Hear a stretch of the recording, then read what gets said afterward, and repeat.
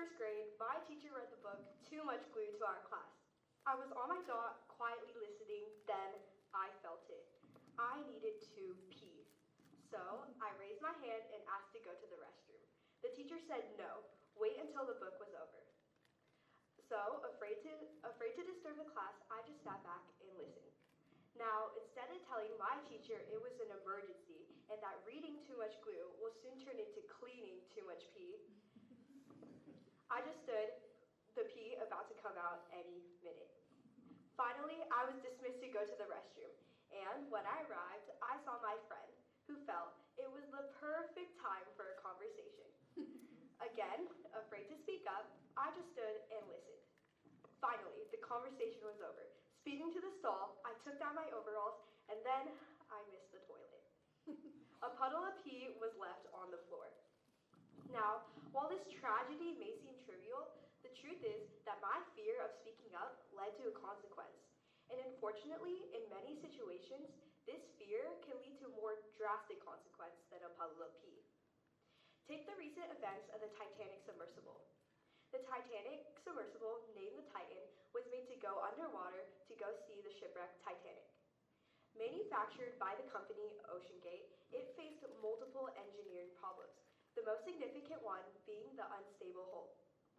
Despite being cleared for expedition, it still went under, and when families waved goodbye to their loved ones, little did they know it would be their final ones.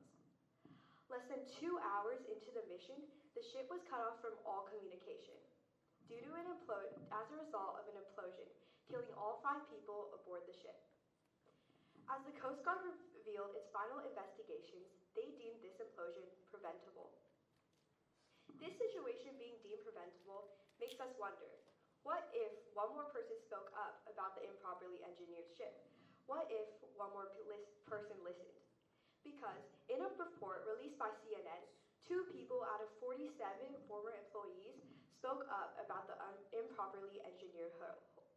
If at least one more person spoke up, or one more person listened, maybe it could have saved heartbreak, tragedy, and grief. My fear is that our society fails to speak up and listen when it's needed. We are too fearful to voice our opinions, and we are too prideful to listen to others.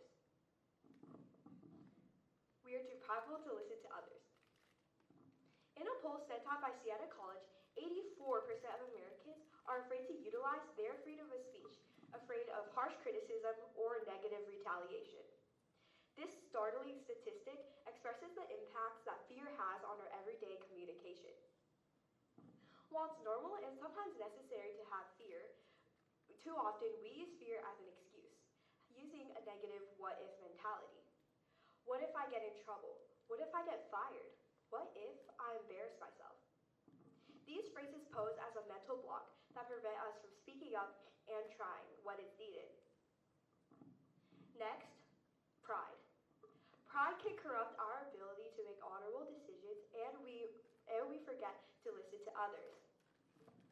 Pride can make us forget who we really are and can lead us to not listen to others' ideas, leading to consequences that can be prevented. Now, in my case, my teacher failed to listen to me, and I failed to speak up. So, me not speaking up, plus my teacher not listening, equaled the yellow C. However, the cost of self-silencing can also harm our mental health. The Mental Health Center, the Newport Institute, states that the effects of self-silencing can be chronic fatigue, low self-esteem, anxiety, and depression. They also go on explaining how self-silencing can also lead to physical issues. When we are afraid to express our opinions, we blindside the person who we are and neglect our beliefs and morals. So in the process of trying to not have, as we Gen Alpha say it, negative aura, we are completely changing the person who we are just for the sake of others' satisfaction.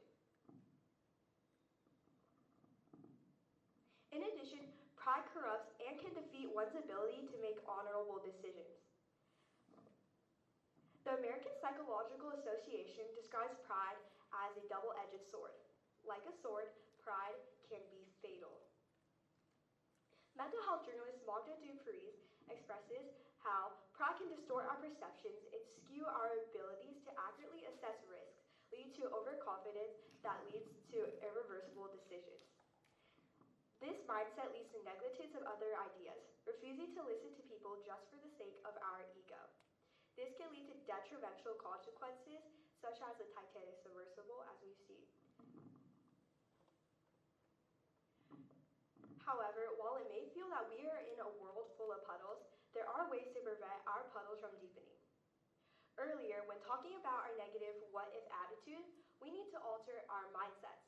What if I embarrass myself turns into what if I make a change? This can help us create opportunities for us to speak up when it's needed. Second, active listening.